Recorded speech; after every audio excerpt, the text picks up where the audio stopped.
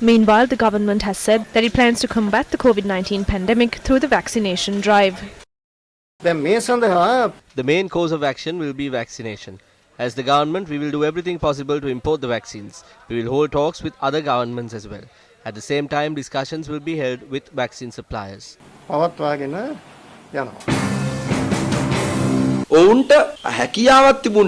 They were unable to import the vaccines to the country when it was required just before the second wave of the infection struck globally. After the first wave, the vaccines were ready to be purchased.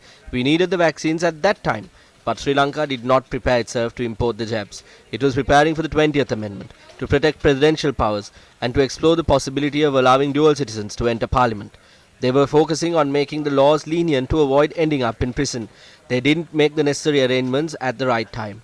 Now there are few vaccines in the country. People are fighting on the roads for the jab.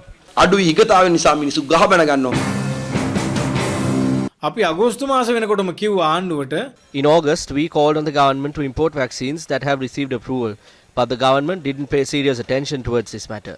They didn't import the jabs either. We know that countries like Singapore and Indonesia have stored vaccines. They have accessed jabs as well. This is because they imported the vaccines on time. The government painted a picture that it was the best in bringing the COVID-19 pandemic under control.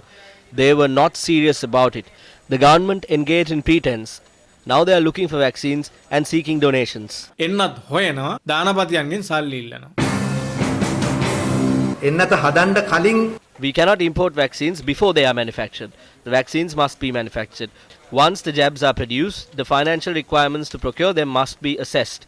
We must look into the efficacy of the vaccine. Simply because a vaccine is manufactured, we cannot purchase them from a factory or a manufacturer. We imported them at the right time. The country from which we had placed an order for the jabs said that it will not be able to supply them. නොහැකියාවක් දැනුම් දුන්නා.